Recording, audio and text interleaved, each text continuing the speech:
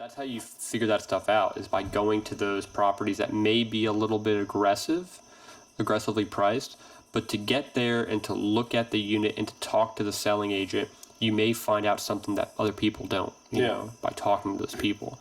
Hey, do you know any other units that are going to be available in the near future? Boom, yes. You know, that's great news.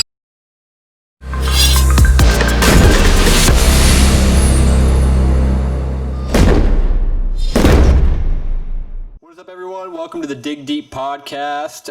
My name is Michael. I've been a real estate investor for a couple years. I would say about 8 years now, and I am in the central PA area, and this is my good friend. My name is Sage. Hi, my name's Sage. I am a concrete and excavation business owner. I've been at it for 3 years now. I've been doing construction since I was 19 till I was 25. I am currently 28, and I'm also in the central PA area, represent 717. Not there's much to represent, but we're here working, getting our hands dirty. Represent that. Yeah, dude. I think when people watch these episodes, they'll know that every time you are on the podcast, which is every time, you're always like 80% of the time you're dirty. Yeah, I'm not probably dressed for church right now, but I did just come from staining a patio, so give me some grace. Yeah, I'm not covered in stains, so that's a goal. Hello. That's a goal in itself. Yeah, dude. That's good, man. Well, we are glad that you guys are listening in today. Since I've been doing real estate for about 8 years, Sage has been doing, he's been owning his own business for about 3 years. We think that this would be a good time to talk about where we expect our careers and how else Our fields. Our fields. Yeah. To how are they going to progress within the next couple of years? I would say 5 to 10 years. Where do you think real estate and concrete excavation, things of that nature, construction, will be in 10 years' time? And I want to get your take on your business first, because me being a novice and not knowing very much, I don't think there's much change. So I don't know if you would agree or disagree. So I'd like to get your input on that. I mean, I'm not going to sit here and say that I'm going to be able to predict much of anything when it comes to it, because, dude, everybody's creating new shit all the time. So, like, we're probably one tool away that no one's thought of yet from something completely changing in how we install, how we transport some, you know what I mean? Like, new technology's coming out like crazy now, but I don't think robots are going to be taking over anything that we have, thankfully. Yeah. If they start having them screed concrete and finishing and stuff like that, we might be fucked. That'd be a problem, dude. If they like have surgeon hands with that shit, and they're like measuring thickness of the cream as the tool's going over it. And there's like another arm, like, and then they go back and they have. Yeah, I was gonna say they have like a fucking backpack full of like cream that they just Spidey shoot out of their wrist into low spots. Yeah, dude. That would be a problem. Yeah, I shouldn't have said that, because now somebody's gonna be like, "That's all right." Working on that now. Yeah. Concrete robot with cream shooter. The PG version. Yeah, of course, dude. Not the. But no. Not the non-PG version. All right, we're talking about concrete excavation real estate. Yes. Yeah. Capital. But no, dude. I would say, like, I know in the concrete field, we'll start there. Personally, I want to try their products, and I don't know how long this composite thing has been out. I don't know how popular it is, but I see a lot of people using them now, like composite floats, composite bull floats, Cadillac concrete products. I don't have any of their stuff yet. I'm not shouting them out or anything. They seem like a very good brand. I definitely want to pick up a few of their tools and try them out. They have some really cool joiners and stuff like that, but all their stuff, at least a very large majority of it, is composite, and I hear good things about it. So that's one thing that I can see maybe taking off a little bit more. More companies that I've seen, like at least products when I go into the stores, are starting to sell composite stuff, starting to stock it. Yeah, I would say that, and how forming is probably tools and forms, like styles and ways of forming, I think is going to hopefully take off here a little bit more. They're always coming out with new stuff on how to, like, dude, you should see some of the ways that we have to form radiuses and like corners or like fill areas, and when you're doing large sections of curb, if you're hand forming it and stuff like that. I don't have a bunch of steel forms, so mine are always wood. So sometimes you got to get creative, you know what I mean? I'd like to see them come out with like some maybe centralized, like an idea of maybe a curb form or something like that that's a little less heavy than steel. You know what I mean? Because dude, those steel forms will wreck you. And it's me and one other guy, or just me. And I mean, I was tossing them around, dude. I was doing 150 feet of steel form curb every 3 days by myself when I was up in Harrisburg. I was obliterated at the end of that month when I was doing that. Those forms are probably like 80 to 100 pounds a piece. Maybe not 100, at least 60 to 80 pounds. Whoa. And there's 30 of them. That's just heavy. I had to move that 150 feet one way, take it down, move it all, set it up. That was not a fun time. But That's crazy. Excuse me. yeah. So do you think like when it comes to the actual labor that's involved in making concrete and like doing that and pouring concrete, do you think that's going to be the same in about 10 years? You don't think it's going to be any different? So going to be manual labor? The trucks might improve, like the trucks that, like meter trucks and stuff might have better, obviously you're going to have better technology. They're always going to improve vehicles and things like that, machines. But I mean, they do make these laser screeds and stuff like that where it's a robot with 4 wheels, but those things are, dude, they're like, I think they're over $100,000. Laser screeds. Yeah, it's a 4-wheeled rig, and it has a big arm, a telescopic arm, and it's got like a 8-foot head on it, and it extends it out, and it uses a laser system like a sight level, and you program it. You set your sight level up or whatever the technology is with that, however the receiver transmitter setup is, and then you just pretty much set the height of that head to where you want the concrete at, and it will lower itself, beep, right on, and then it drags it back perfectly on grade. There's zero handwork besides just raking and keeping concrete behind the screed and everything. Wow. They use it on like big commercial pours and stuff like that, but maybe that would probably be like they'd keep improving maybe that.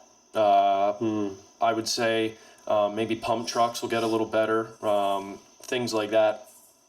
But I don't think you're replacing manual labor when it comes to the concrete world. Yeah, I agree with that. All the tools to help us get the material in or to help us make it look nice probably will keep improving. Obviously, everything does. But I don't think the human aspect of concrete work is in anywhere near fear. You know what I mean? No one should be worried. They don't even have robots that can like deliver a fucking pizza yet. That's true. Once they can deliver a pizza, then maybe we should start really trying to not let that get any farther. But Yeah, I agree, dude. Yeah, I don't think so either. I think like doing the job of forming and leveling concrete is such a unique thing to do that it would be almost impossible, at least to my knowledge, this day and age, to get a robot to do that. You know, there's just so many variances in a job like that. It would be hard to automate that. you would have to have something that you could teach like a person. Like, hey, this situation, we do this. Well, because like everything's different. If you had to program a robot to do like the form work, holy shit, dude, I couldn't imagine writing that code. You do this, but not when it's this situation. But if you have a piece that sticks out, you can notch this and scab over top. Like, you would have to literally write out every situation, and it would have to sit there and be like, yes, you know what I mean? Yeah, and if it's good enough, then you'd you'd go there at like maybe 6 p.m. and just be like, set this up, and it'll be done by tomorrow morning, hopefully. Yeah, that would be sweet. And then it's just like, and then everything's set up, and they're like, all right, yep, looks great. Yeah. And then let's just pour this shit. Get the fucking robot, pick it up, just put him in the back of the pickup truck, just like, That would like toss it. Yeah, like a Wally looking robot or some yeah. shit. Send him out. He got concrete on his face and shit. He's got like one like visor eye that has like one like laser sensing like and it's just like just like stuck with concrete. I'd try and put some like pit vipers on him or something. He'd look like a real contractor Oh robot. yeah, put like a high vis vest on him, just for no reason. He's out there just like stringing up plastic. You imagine malfunctions. He starts snapping the forms. The homeowner's like getting scared and shit. He's out there just breaking the 2x4s. And then it's Kids just, are like, out on the swing set. Yeah, dude, it's at nighttime. Though. Honey, get in, get in. Yeah. The robot's out there getting confused. Yeah, dude, it's at nighttime. It's like, what the hell's going on here? It's like, zzz, what? And then it's like, get back in your home. It's like, oh my god, dude. It's like, zzz, zzz, zzz. It's like starts walking towards you. Oh fuck. You have to like go inside. That and would it freak just, me out. I get a notice on my phone. It's in like defense mode or some shit. I have to quick shut it down. yeah. You're like, oh, fuck. You know, like do it on your phone. Like, oh shit. What's the password on this thing? I shouldn't have let this thing have ChatGPT. It's all smart now. Yeah. Get inside the bedroom. Lock the door. Give me all your money. Dude, I would You seriously. go down there. You go back there the next day. It's just like shut down, but it's got like a wad of cash and like some jewelry, and it's like what the fuck happened? The whole thing's all fucked up, dude. Everything's broken. It's like, dude, that's not even what I wanted you to do. Wakes back up. This should fix it. I had a system error. Yeah, dude, That would be fucking wild. Like, I'm honestly, dude, the robot thing freaks me out a little bit. Like, all I can think about is iRobot. Yeah, iRobot's pretty crazy, dude. Will Smith's like, "Don't do it, Sonny," or whatever. Oh yeah, Sonny. That's a and he's like, "I'm gonna do it." Like that shit would freak me out. I'd be like, "Whoa, bud, you are smarter than me for sure. Definitely faster." But that's what I would say, robot-wise, we'd have to worry about. You see, like those guys jumping out of a window, corkscrewing down, yeah. roll, tuck and roll. They come out, they have a trowel and an edger, and they're just Yeah. their hands are spinning like a helicopter or something. They're gonna power float and Their fingers have it's like impact, like it's got like bits and stuff in it, so you don't have to grab tools. It's just like and it's just like just doing that shit. It's like whipping around the wire and shit, cutting it, just like dude. it's just like cutting them, dude. He hangs the expansion, and all he has to do is just go. Zzz, Yeah, dude. follow behind. And then, luckily, maybe there's one laborer on the crew. You know what I mean? He's like the nail boy. The robot's just like, tack this zzz, on the next one, zzz, just right into the houses. That would Perfect. Everything's perfect, dude. I would hire a fucking robot just to do that for me, dude. I want to scream when I have to drill into some of this concrete. Some of these houses' foundations are so fucking hard.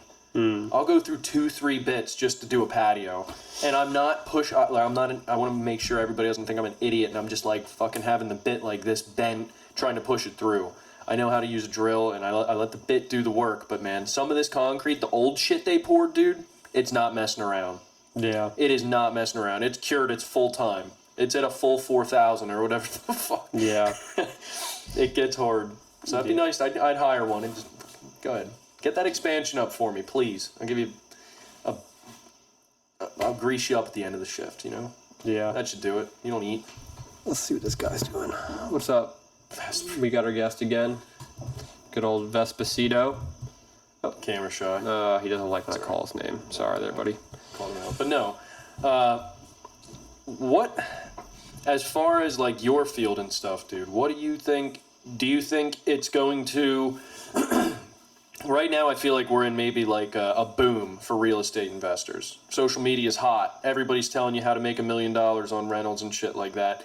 Do you see that dying out, or do you see people being successful with everything, and like people like it getting harder to be a real estate investor because of how many people are interested in it? Yeah. I think that real estate is getting very popular, at least in this area. Yeah. So I think there's going to be, within the next 10 years, there's going to be a saturation of investors.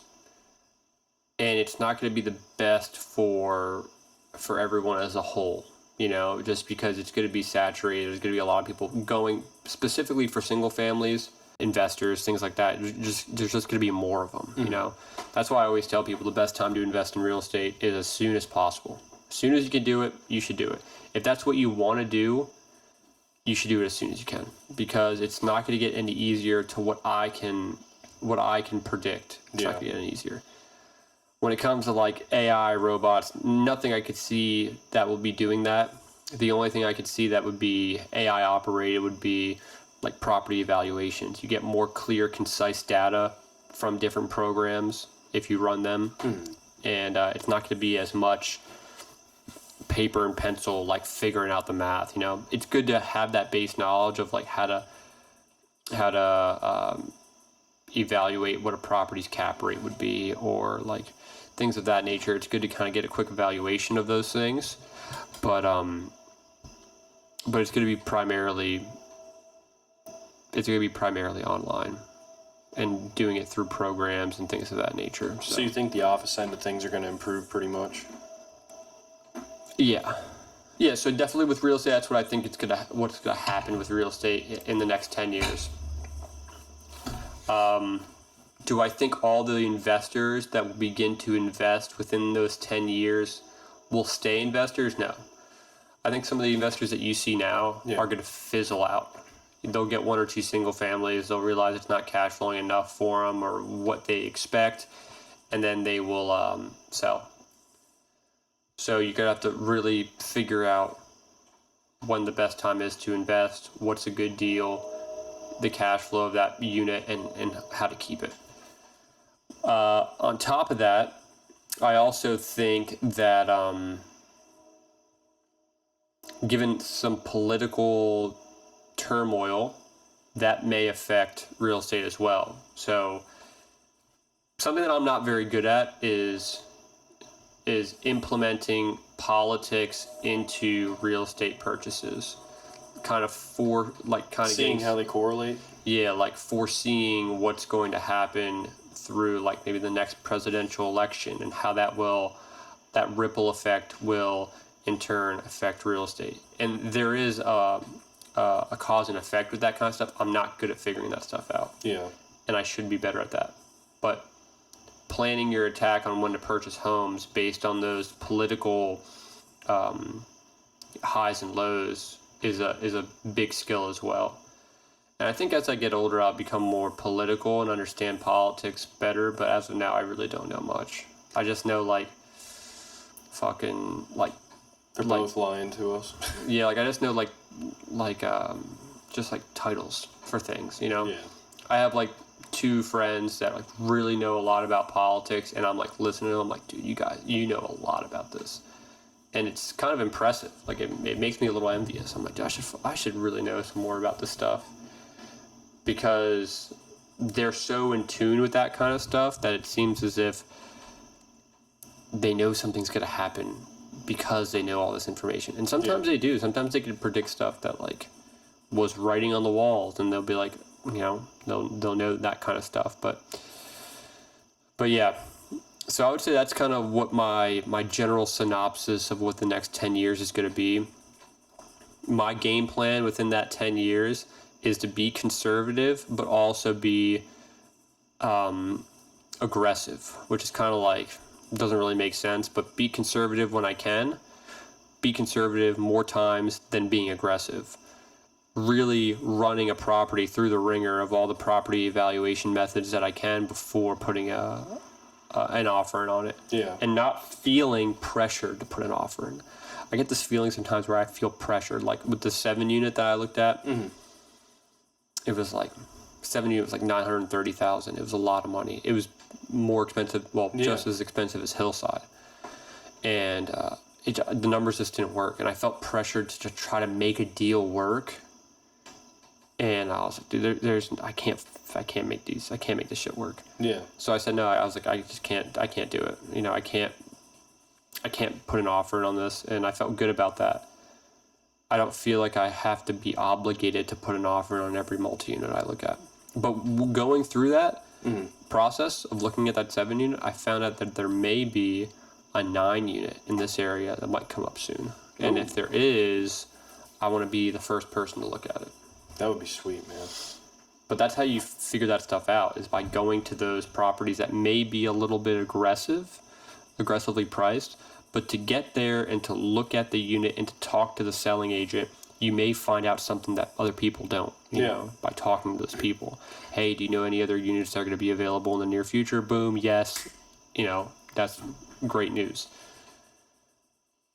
So I just think that's my plan of action within the next 10 years as well, is just to be, moderately aggressive. Yeah. Not too aggressive, but just moderately aggressive. Really putting things through the process of understanding them before putting a deal in, and being meticulous in the properties that I buy. What would be your plan within the next 10 years, dude? Given the information that you know, based on what may happen in the future of construction in your field, what do you plan on doing within the next 10 years? So when you go back and look at the past 10 years prior to the current moment, you could say, like, okay, this is where I wanted to be at. Like, this is what I wanted it to pan out to be. Do you have a 10-year, I don't like to say 10-year plan, but do you have like a plan on what you want your life to be like, or how construction will be like? In 10 years, I would like to have a crew that's definitely on their own. What's a number? Like, give me a number. I'm going to be conservative and just say 3. I'm not going to... Not including you? Yeah, not including me. Like three guys. You know what I mean? There's somebody in charge, because like we can do everything with 3 guys. Like, I know if I have me and 2 other people, I can do a lot of shit. Like 3 is usually too many on jobs. You know what I mean? At least for what we do. Definitely not on bigger scale stuff, but patios, that kind of stuff, curbing. Like, I'm pretty versatile with 2 guys. Yeah. So if I can implement my skills and show them how I look at things and do things, and I have a 3-man crew, that should be enough that none of them are like killing themselves. Because I work way harder than I probably should, and I can't expect somebody else to do that. You know what I mean? For an employee's rate. I have a little bit of incentive, obviously, it's my business. So I have to try and make it so that people aren't like getting murdered trying to do these jobs and stuff. But long story short, I guess, I would say 3-man crew, maybe have another truck, probably new excavators. I'd like to have at least one size bigger than my 305 to do a little bit bigger jobs than what I'm doing now.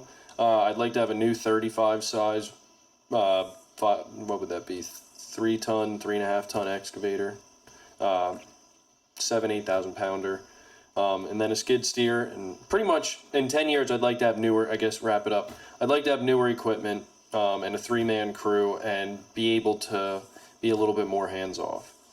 Yeah. It's hard for me to picture being that. hands off, because it terrifies me to give that kind of control to somebody with these jobs that we're doing. But yeah, I got it at some point. I got to learn to. Yeah, dude, I'm glad you said that, because you'll be almost 40 in 10 years, and I want you to be able to live your life, with your wife within that 10 years.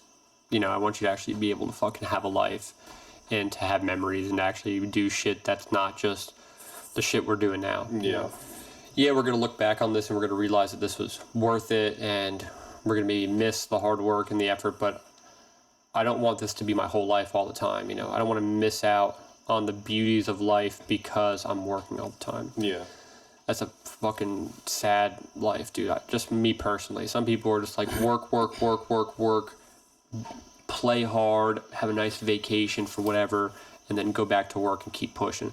It's like, yes, I agree to a point, and then eventually I want to not have to be go mode all the time, Yeah. Well, yeah, those people, I think, they like what they do, the atmosphere. I mean, there's nothing wrong with it, but it's hard for me to really think of anything that I would go in on where I would just be like, can't wait to work again. Can't wait to get back in the office with the guys and just fucking crush it. You know what I mean? That like just doesn't compute with me.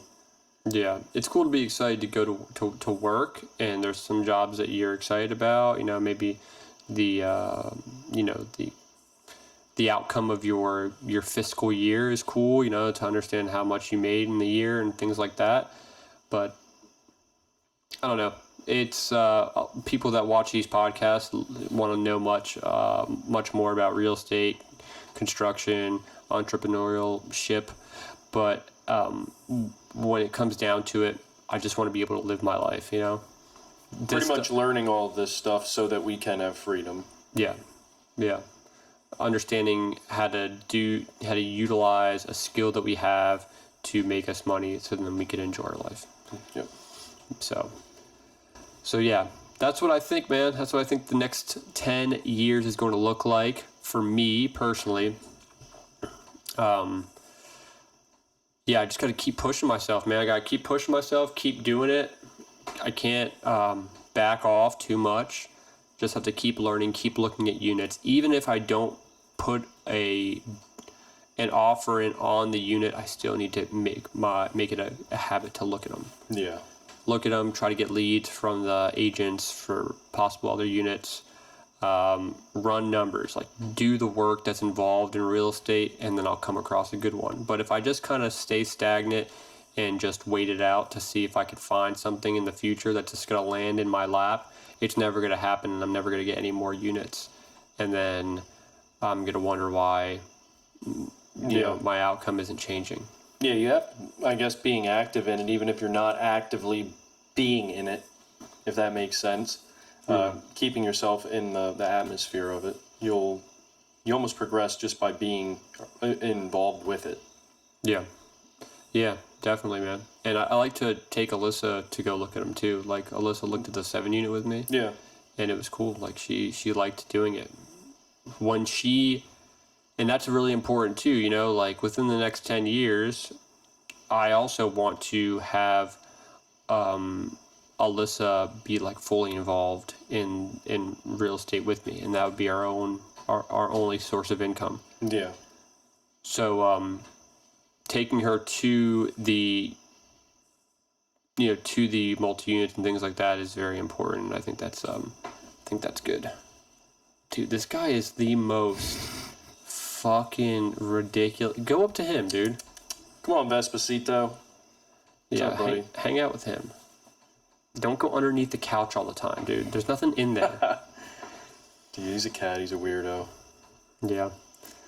But yeah, man. That's 10-year synopsis. 10-year synopsis on what I think real estate's going to be like. 10-year plan on what I want to do. Ideally, kind of do that and then have my mission statement be in full swing at that point. And yeah, man. That's it. That's my life. That's what I want my life to be. That's what I think real estate's going to be going to. I think we have some pretty, how would you phrase it? We have some occupations, fields that aren't too heavily impacted, I feel, by all this new technology stuff, minus the tools that we use to manage or work with our trade or skill, you know what I mean? Whereas some of these other things are a little bit more at risk.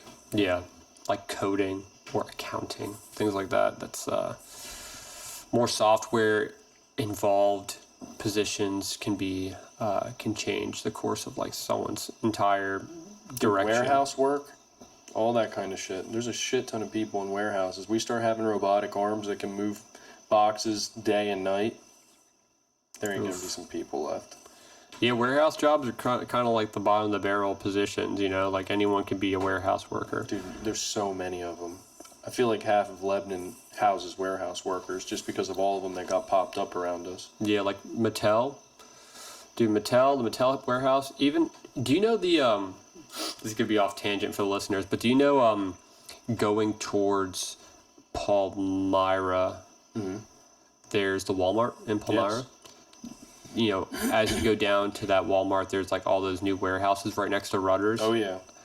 Do you know that they're all newly built, ready to be occupied, but they can't get the power to those buildings?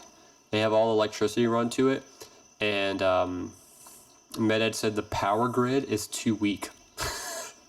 They're like, we can't extract that much power. We have to like revamp the power grid in the area. Holy dude, it is like 1 million square foot. Like there's like 3 of them that are that big. It's fucking massive. So they're not going to be doing it, like they're not going to be using those warehouses for like the next couple years. That's insane. Yeah, I've never heard of that as being an option. They're like, yeah, our literal electrical power grid is not big enough for these warehouses. Just for that building. Yeah, just for like the one big one, and then like they build like another 2 or some shit, like Yeah. somewhere in that area. But yeah, man, just being proactively reactive, learning new things every day, and just trying to push the envelope and keeping that mission statement in mind is going to be the best thing, at least for me personally. And yeah, dude, I'm just glad I'm able to do it and be around people that can help me do it, you know? Heck yeah, man. That's all you need. Anything else you want to say? Any last words?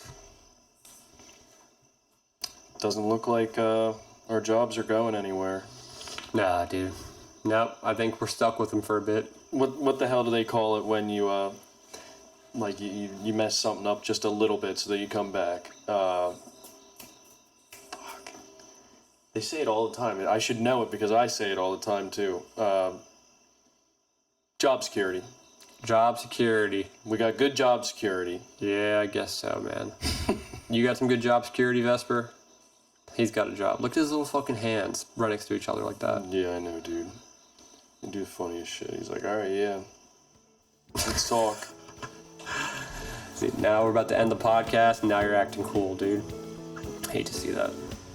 He'll be back for the next one. Yep. Thanks so much, guys. Thanks for listening to the Dig Deep podcast. We appreciate you all, and we'll see you on the next one. Heck yeah, keep digging. Hey guys, thanks for watching the Dig Deep podcast. It would mean a lot to us if you could go to our platforms, Apple Podcast and Spotify, YouTube obviously. Give us a rating, good, bad, anything. This is what helps us get everything out. This is what helps us kind of spread the word and achieve the goal that we're trying to get by reaching out to anybody that needs us. So please, we want honest, real feedback. Like, comment, subscribe on YouTube, all that good stuff. Our merch store, the Dig Deep Podcast.myspreadshop.com, and our Instagram is the Dig Deep Podcast. And then, of course, we have our email as well, which is the digdeeppodcast@gmail.com. You could send us questions. We would love to incorporate questions that you guys send us to the podcast. We'd like to mention people by name, and we want to learn from you guys and hopefully teach you guys as well. So Yeah, as always guys, keep digging and we'll see you on the next one. thanks so much, guys. Take care.